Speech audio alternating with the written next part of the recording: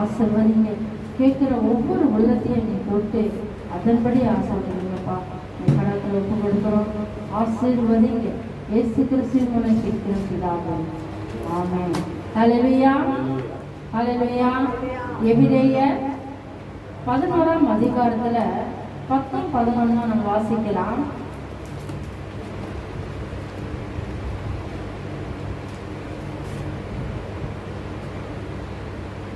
ஹல்லேலூயா. எபிரேயர் 11, 10, 11.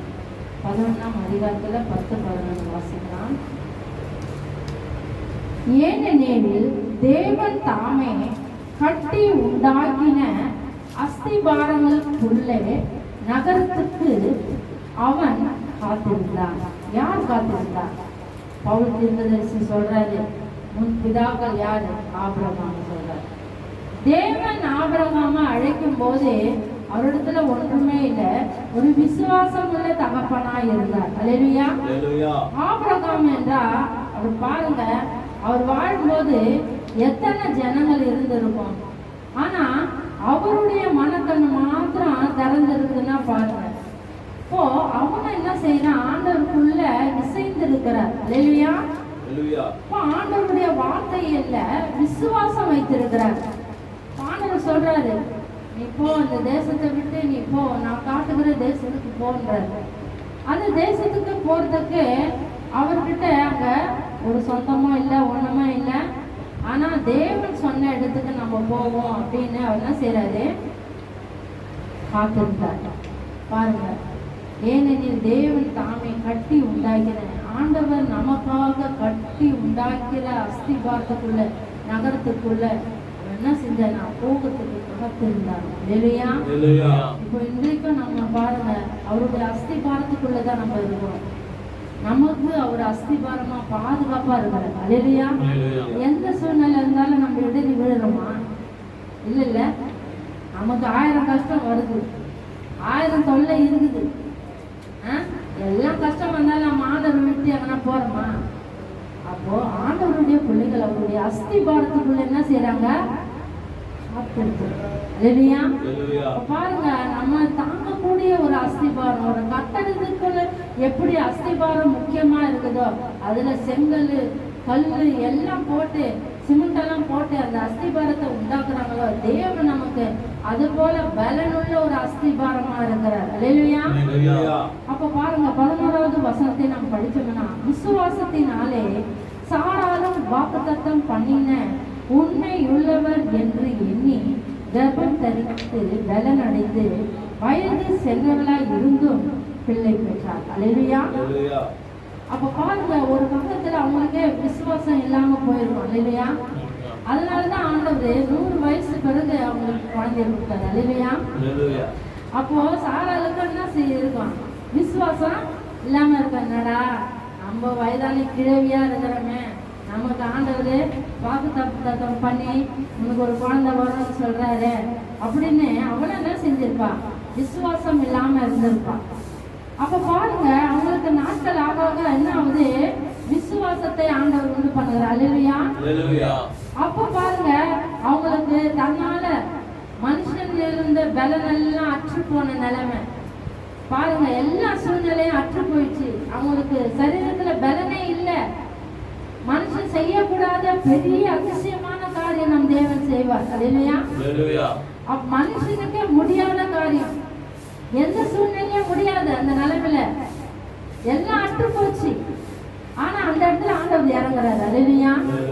அப்ப பாருங்க, அவன் உடனே பலன் அடைஞ்சு அவன் என்ன செய்யறான்? அவளோட சேரும் போது குழந்தை விட்டாங்க. அல்லேலூயா. ஆண்டவர் எவ்வளவு பாரு, ஒன்றுமே இல்லாத அந்த இடத்துல அவர் என்ன செய்வாரு? அஸ்திபாரத்தை போடுவார். அல்லேலூயா. அஸ்திபாரத்தை போடுவார். அது எப்படி இருக்குமா? எல்லா குலத்துக்கும் ஒரு சாட்சியாய் வாழும். அல்லேலூயா. அப்ப பாருங்க, ஆபிரகாம் நம்மளுடைய தகப்பனா இருக்கிறார். அல்லேலூயா. அப்போ அவருக்கு மகிமையான மனக்கண் என்ன செய்து தேவன் கொடுத்திருக்கிறார். மகிமையானதை காண முடியும். இந்த உலகத்துல நமக்கு சொத்து பக்தி இருந்தாலும் அது நமக்கு இங்கதான் உதவும். இல்லையா? ஒண்ணுமே இல்லாத இருக்கிறாங்க. நிறைய ஊழியக்காரங்க இன்னைக்கு ஒன்றுமே இல்லாத இருக்கிறாங்க.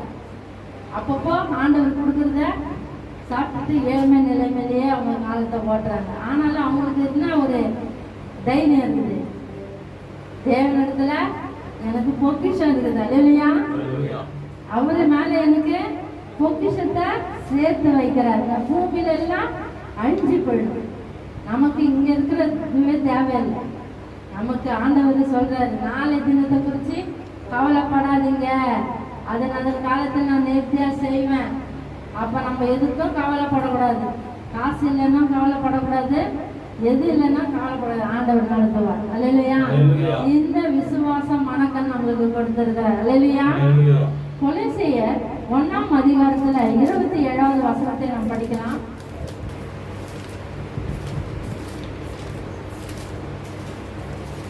புற ஜாதிகளுக்குள்ளே விளங்கிய இந்த ரகசியத்தில் உள்ள மகிமையின் ஐஸ்வர்யம் இன்னதென்று தேவன் தம்முடைய பரிசுத்தவான்களுக்கு தெரியப்படுத்த சித்தமானார். கிறிஸ்துவானவர் மகிமையின் நம்பிக்கையாக நமக்குள்ளே இருப்பதே அந்த ரகசியம், அல்லேலூயா. நம்ம ஒரு காலத்துல எப்படி இருந்தோம்? புறஜாதியா இருந்தோம். ஆனா நமக்குள்ள ஒரு நம்பிக்கை, ஆண்டவர் ஒவ்வொரு உள்ளத்தையும் ஆராய்ந்து அறிகிற தேவன், அல்லேலூயா. இப்போ நமக்கு என்ன செய்யறாரு? நம்ம உள்ளான கண் அவர் திறக்கிறாரு. எதெல்லாம் அவருக்கு சித்தமானதோ அதெல்லாம் பிடிப்பாரு, அல்லேலூயா. அப்ப பாருங்க, புறஜாதியா இருந்த நம்ம எப்படியோ போக வேண்டியது, ஆண்டவர் நமக்கு மனக்கண்ணை திறந்து அவர் என்ன செய்யறாரு? மகிமையான நம்பிக்கையை நம்மளுக்கு கொடுத்திருக்கிறார். எந்த சூழ்நிலையும் அது நம்ம இடத்துல எடுத்து போட முடியாத ஒரு மகிமையான நம்பிக்கை, அல்லேலூயா. கர்த்தர் பேர்ல அவர் நம்ம கூட இருக்கிறதுனால நம்ம என்ன செஞ்சோம்? மகிமையான நம்பிக்கை நமக்குள்ள இருப்பதே அந்த ரகசியமா, அல்லேலூயா. நமக்கு ஒரு ரகசியம் ஆண்டவர் கொடுத்துக்கிறாரு. இந்த உலகத்துல ஒண்ணுமே இல்லை. எதை வச்சாலும் யாருன்னா கொள்ளை வச்சுட்டு போயிடுவாங்க, அல்லேலூயா. எதை நீ இது பண்ணாலும் அபகரிக்கிற கூட்டம் தான் இருக்குது. ஆனா பரலோகத்துல அப்படி இல்லை. ஆண்டவர் நமக்காக ஒரு கிரீடத்தை வச்சிருக்கிறாரு. அதுல விலை உயர்ந்த கல், ஒரு கல்லும் பொதிக்கப்படுகிறது. நம்ம செய்கிறதான ஊழியத்துக்கு காண பங்கு, அல்லேலூயா. அவருக்காக எந்த காலெல்லாம் ஓடுதோ, எந்த காலெல்லாம் சொல்லுதோ, அதெல்லாம் என்ன செய்ய, நமக்குன்னு ஒரு கிரீடத்தை ஆயத்தம் பண்ணி நம்ம அங்க போய் சேரும்பொழுது, மகிமையான சரீரத்தோடு நம்ம போய் சேரும் போது ஆண்டவர் அந்த கிரீடத்தை, வா மகளே, எனக்காக நீ எதையும் எதிர்பார்க்காத, எதையும் எனக்கு நீ சொகுசா வாழாத, எனக்காக இவ்வளோ கஷ்டப்பட்டு பாரப்பட்டு எனக்கு ஊழியம் செஞ்சியே, எனக்காக பேசினியே அப்படின்னு என்ன செய்வார்? மகிமையான கிரீடத்தை வைப்பாங்க, இல்லையா? அப்ப பாருங்க, கிறிஸ்துவானவர் மகிமையின் ராஜாவாக நம் உள்ளத்துல அவர் வாசமா இருக்கிறார், ராஜாவா இருக்கிறார். நம்ம உள்ளத்துல எப்படியா இருக்கிறாரா? ராஜாவா இருக்கிறாரா. நம்ம அவருடைய சேனைகளா இருக்கும், அல்லேலூயா. அப்ப அவர் போனா என்ன செய்யணும்? போய் தான் ஆகணும், அல்லேலூயா. அவர் இதை செய்யணும், செஞ்சுதான் ஆகணும். அப்போ அவர் ராஜாவுக்கு எந்தெந்த காவலாளிகள், எந்தெந்த போர்ச்சவர்கள் எல்லாம் என்ன செய்வாங்க? ராஜா கட்டளைக்கு கீழ்ப்படிவாங்க. அதே போலதான் நாம என்ன செய்யணும்? ஆண்டவருடைய வார்த்தைக்கு கீழ்ப்படியணும், அல்லேலூயா. அதனாலதான் மகிமையின் ரகசியத்தை அவர் மண்ணான சரீரத்தில் வைக்கிறார். இந்த சரீரம் மண்ணு, இதை அழிஞ்சா என்ன ஆகும்? மண்ணா போயிடும். ஆனா மகிமையை இந்த சரீரத்துக்குள்ள வைக்கும் போது, இந்த கடைசி நாள்ல ஆண்டவர் எக்கால சத்தம் கூடும் போது இந்த சரீரம் என்ன ஆகுமா? மகிமையா மாறி ஆண்டவரத்துல போகும், அல்லேலூயா. ரோமர் 8ஆம் அதிகாரத்துல 11வது வசனத்தை நாம் வாசிக்கலாம். அன்றியும் இயேசுவை மரித்தோரிலிருந்து எழுப்பினவருடைய ஆவி உங்களில் வாசமாய் இருந்தால், கிறிஸ்துவை மரித்தோரிலிருந்து எழுப்பினவர் உங்களில் வசமாய் இருக்கிற நம்முடைய ஆவியினாலே சாவுக்கு ஏதுவான உங்கள் சரீரங்களையும் உயிர்ப்பிப்பார், அல்லேலூயா. நம்ம சரீரம் செத்து போன சரீரம், அல்லேலூயா. நம்ம சரீரம் எப்படிப்பட்ட சரீரம்? செத்து போன சரீரம். பாவத்தினாலும் அக்கிரமத்தினாலும் செத்து போன சரீரமா இருக்குது. இப்போ இந்த சரீரத்து சாவுக்கு ஏதுவான இந்த சரீரத்தை ஆண்டவர் ஆண்டவர் மகிமையான சரீரமாய் மாற்றுகிறார். அல்லேலூயா. அப்ப பாருங்க, நம்மளுடைய சரீரம் எப்படியாப்பட்டதுன்னா மகிமையான சரீரம். அல்லேலூயா. ஆண்டவர் எப்படி மகிமையான சரீரத்தோட அவர் போனார். அல்லேலூயா. அப்போ நமக்கும் அவருடைய பிள்ளைகளுக்கும் அந்த மகிமையானது நமக்கும் வரும். அல்லேலூயா. அப்போ பாருங்க, ஆண்டவர் மரித்தோரிலிருந்து எழுப்பினவருடைய ஆவி நமக்கு வசமா இருக்கிறது. அவருடைய ஆவி நம்மோடு இருக்குது. நம்ம எதனா தவறு செய்யறோம், நம்ம எதனா தப்பா எதனா பேசணும்னா, நம்ம எதனா தவறு செய்தோம்னா பரிசுத்த ஆவியானவர்ல யோசிச்சு நம்ம நினைக்கும் போதில் ஆண்டவர் சொல்றாரு, இது செய்யாத, இது செய்யாத, இது தவறு அப்படின்னு நம்மளுக்கு சொல்லுவார். இல்லையா? இப்போ பாருங்க, நான் பேசும்போதே மற்றவங்க எதுனா நினைப்பாங்களான்னு பேசுவேன். நம்ம சொல்ற வார்த்தை அவங்களுக்கு உள்ள கஷ்டமா இருக்குமா அப்படின்னு யோசித்து தான் பேசுவேன். லவலவன்னு பேசி விட்டுற மாட்டேன், யோசிப்பேன். யோசித்து சொல்லுவேன், நம்மளால ஒருத்தர் மனசு கஷ்டப்படக்கூடாது. இல்லையா? அப்போ இப்படியாப்பட்ட ஆவியானவர் நம்மளோடு இருக்கிறார். இந்த ஆவியானவர் நம்மளை நடத்துகிற விதமே அதிசயமானது. இப்போ பாருங்க, நமக்குன்னு பொக்கிஷம் பரலோகத்தில் ஆண்டவர் சேர்த்து வைக்கப்பட்டிருக்கிறது. ஏசாயா 40:5 வாஸ்தவனா, கர்த்தரின் மகிமை வெளியரங்கமாகவும் மாம்சமான யாவும் அதை ஏகமாய் காணும். கர்த்தரின் வாக்கு அதை உரைத்தது என்று வனாந்தரத்திலே கூப்பிடுகிற சத்தம் உண்டாயிற்று. வனாந்தரத்துல ஏசாயா தீர்க்கதரிசி சொல்றாரு, வனாந்தரத்துல யாரு? இயேசுவுக்கு முன்பதாக யோவான் ஸ்நானகனை அனுப்பினாரு வழியை ஆயத்தம் பண்ணும்படி. ஏன்னா அவரு ஒரு தீர்க்கதரிசியா அவர் என்ன செஞ்சாரு, உருவாக்குனாரு. தேவதூதன் மூலமா சொல்றாரு, அவன் யோவான் ஸ்நானகன் ஒரு நசியனாக அவன் இருப்பான். அவனை என்ன செய்வான்? அவன் வெட்டுக்கிரியும் தேனும் தான் அவன் சாப்பாடு. அப்போ காட்டுல வனாந்தரத்துல அந்த மிருகத்துடைய தோல் தான் அவர் உடையாக இருந்தது. வனாந்தரத்துல அப்பவே தேவன் வருவதற்கு முன்பதாக அவர் என்ன செஞ்சாராம்? வழி ஆயத்தம் பண்ணாராம். ஆண்டவருடைய வார்த்தையை சொல்லி வழி ஆயத்தம் பண்ணாராம். பாவத்துல சாகிற மக்களே வாங்க, ரட்சிக்கப்படுவதற்குரிய தேவன் வரப்போகிறார். அவரு மேன்மையானவர், மகத்துவமானவர், வல்லமையானவர். நம்ம செய்யற காரியத்தை விட அவர் பெரிய காரியங்களை செய்வார்னு அவர் என்ன செஞ்சாராம்? வனாந்தரத்துல கூப்பிடுகிற சத்தம் அவர் என்ன உண்டாயிடுச்சான். அந்த வனாந்தரத்திலேயே அவர் என்ன செஞ்சாரு? தேவனுடைய வழியை அவர் ஆயத்தம் பண்ணாராம். அப்போ பாருங்க, ஒவ்வொருத்தரும் நாம என்ன செய்யணும்? ஆண்டவருடைய வருகைக்கு முன்பதாக நம்மள என்ன செய்யணும்? அநேகரை மனமாற்றத்துக்குள்ள திருப்பணும், அநேகரை கொண்டு வரணும். அநேகர் யாரெல்லாம் பாவத்துல கஷ்டப்படுறாங்களோ அவங்க மனக்கண்ணு திறக்கப்படலை, அவங்க பாவத்திலே வாழ்றாங்க, அதை விட்டு அவங்க வர முடியல, கேட்குறாங்க, வந்து உட்காந்து ஆண்டவருடைய வசனத்தை கேட்குறாங்க, வீட்டில் போந்து என்ன செய்யறாங்க? அப்படியே மாறிடுறாங்க, அந்த கஷ்டத்துக்குள்ளாக போறாங்க. அந்த நம்பிக்கை, ஆவியானவருடைய நம்பிக்கை, ஆண்டவர் நம்மளை நடத்துவார்ன்ற நம்பிக்கை இல்லை. அப்போ ஆண்டவர் என்ன செய்வாரு?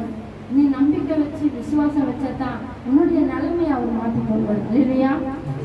ரோமர் 8:16-17 வாசித்தோம்னா, நாம் தேவனுடைய பிள்ளைகளா இருக்கிறோம் என்று தாமே நம்முடைய ஆவியுடனே கூட சாட்சி கொடுக்கிறார். ஹல்லேலூயா.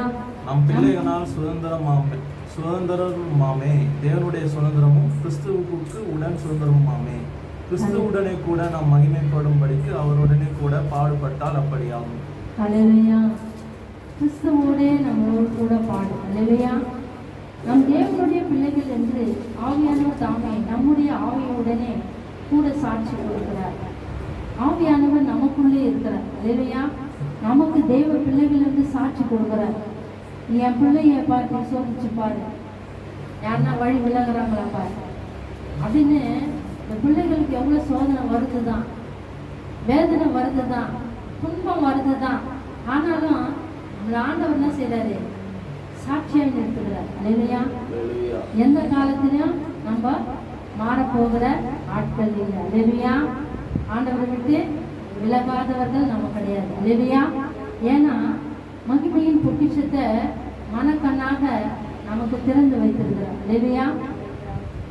சங்கீதம் 19:1 வசனத்தை படிக்கலாம்.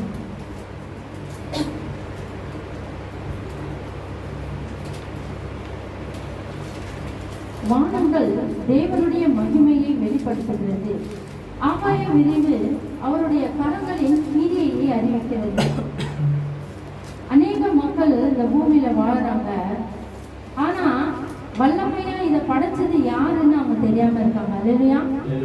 இப்போ வானங்கள் தேவனுடைய மகிமையை வெளிப்படுத்துது. யாரும் செய்யக்கூடாத மகிமையான காரியத்தினாலதான் அதை செய்ய முடியும்.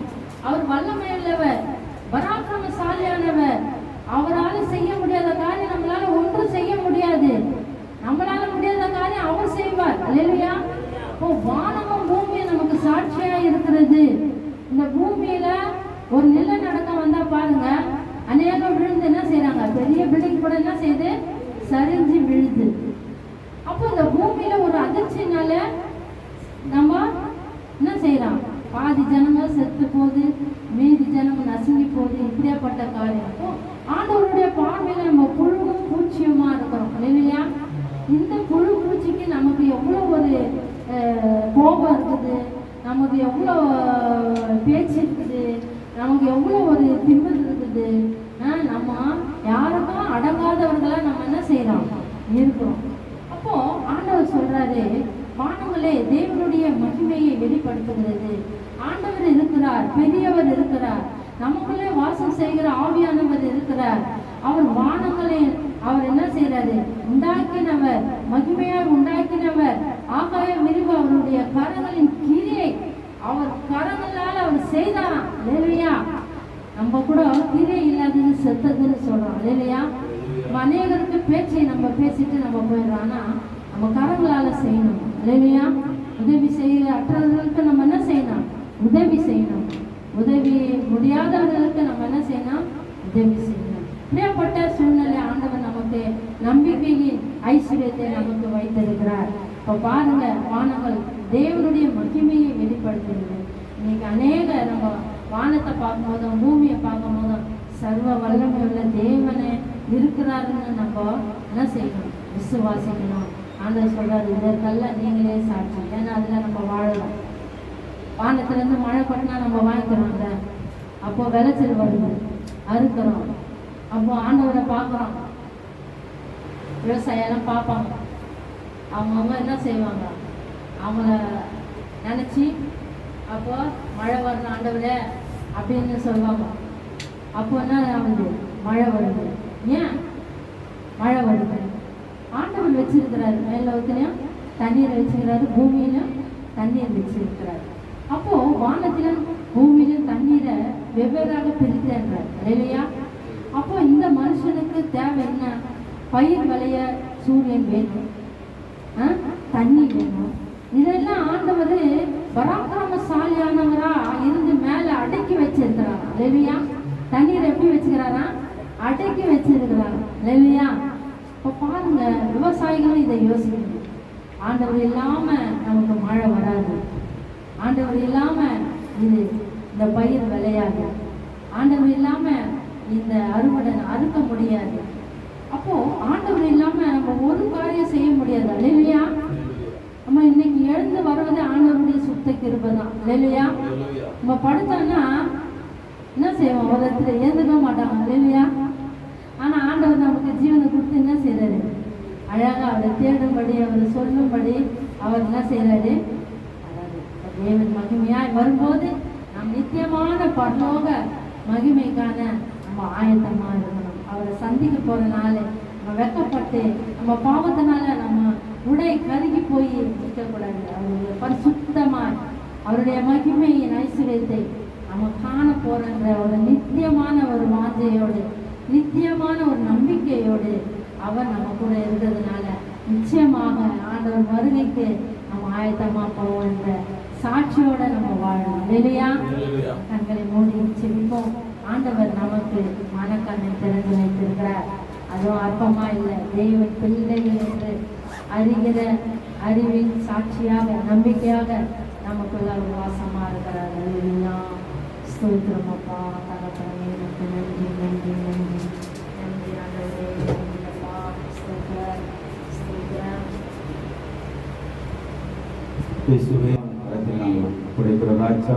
ஆண்டவர் நீர் நடத்தினீர், பாடல்களை ஆசீர்வதித்து, வசனங்களை ஆசீர்வதித்து, ஆண்டவரே எங்களுக்காக நீ பேசினீர். ஆண்டவரே விசுவாசத்தை குறித்து எங்களுக்காக நீ பேசினீர். உங்கள் பிள்ளைகளுக்காக பேசினீர். நாங்கள் ஆண்டவரே இந்த விசுவாசத்தை நாங்கள் கடைப்பிடித்து எங்களுடைய வாழ்க்கையில எல்லாம் இழந்து போன காரியங்களை எல்லாவற்றிலும் அப்பா நாங்கள் மீண்டுமாய் ஜெயத்தை காணபடியாக எங்களுக்கு உதவி செய்வீராக, உதவி செய்வீராக. விசுவாசம் ஒரு நாள் வீண் போகாது. நீர் எங்களுக்கு நன்மை செய்கிறவர், நீர் எங்களுக்கு நன்மை செய்கிறவர். அது மட்டுமல்ல ஆண்டவர், இந்த நாளில் இருக்கத்தாம் ஆண்டவரே இந்த வெயில் காலங்களில் இருக்கத்தாம் மனுஷன் நீ படைத்த மனிதராக ஆண்டவரே வெளியே நடந்து போக முடியல அப்பா. நீர் உங்களுடைய கிருபையினாலும் இரக்கத்தினாலும் ஆண்டவரே எங்கள் மக்களை நீர் பாதுகாத்துக் கொள்ளும். வியாதிகள் வராதபடி நீ பாதுகாத்துக் கொள்ளும். கொள்ளை நோய்கள் வராதபடி பாதுகாத்துக் கொள்ளும். ஆண்டவரே இந்த நாட்களை நாங்கள் கடந்து போய் எங்களுக்கு நீ உங்களுடைய கிருபை எங்களுக்கு தாரும். உங்களுடைய ரத்தம் எங்களை சூழ்ந்து கொள்ளட்டும். ஆண்டவரே உங்களுடைய அன்பு எப்போது எங்கள் மேல் நிலைத்திருக்கட்டும். எங்களை ஆசீர்வதிங்க, வந்தவர்களை ஆசீர்வதிங்க பார்ப்போம். ஆண்டவர் வீட்டில் அமர்ந்து கேட்டிருக்கிற ஒளிபரப்பு மூலமாய் கேட்டுக்கொண்டு பிள்ளைகளுடைய வாழ்க்கையை நீர் ஆசீர்வதிங்க. ஆண்டவர் இந்த நேரத்தில் வியாதியாய் படுத்துக் கொண்டிருக்கிற ஒரு பிள்ளைகள் ஆண்டவரே நாங்கள் கரங்களை நீட்டி உடைய நாமத்தினால் ஆண்டவரே ஒரு தலைவே நாங்கள் கரங்களை வைத்து நாங்கள் செபிக்கிறோம் அப்பா. நீர் அவர்களுக்கு பூர்ண சுகத்தை தார் ஆண்டவரே. இந்த வீட்டில் ஒரு சமாதானத்தை தார், வீட்டில் ஒரு ஆசீர்வாதத்தை தார் ஆண்டவரே. நீர் தருவீர் நாங்கள் விசுவாசிக்கிறோம். பெரிய காரியங்களை செய்து வந்தவர்களுக்கு ஆண்டவரே நீர் பெருமையாய் போகாதபடி நீர் ஆசீர்வதிப்பதற்காக மக்கள் நன்றி செலுத்தும். எல்லா விண்ணப்பத்தையும் மாதத்திலே வைக்கிறோம், பொறுப்பெடுத்து நடத்த புதிய கனமிகவெல்லாம் இருக்கிறாய் இயேசு நல்ல பிதாவே, ஆமென். என் ஆத்துமாவே கர்த்தரை ஸ்தோத்திரி, என் உள்ளமே பரிசுத்த நாமத்தை ஸ்தோத்திரி. என் ஆத்துமாவே கர்த்தரை ஸ்தோத்திரி, கர்த்தர் செய்த சகல உபகாரங்களை மறவாதே. ஆமென், ஆமென். கர்த்தராகிய இயேசு கிறிஸ்துவின் கிருபையும் தேவனுடைய அன்பும் பரிசுத்த ஆவியானவருடைய ஐக்கியமும் தேவன் வருத்தப்பட்டு உங்களோடு எப்போது நிலைத்திருப்பதாக. ஆமென், ஆமென். God bless you.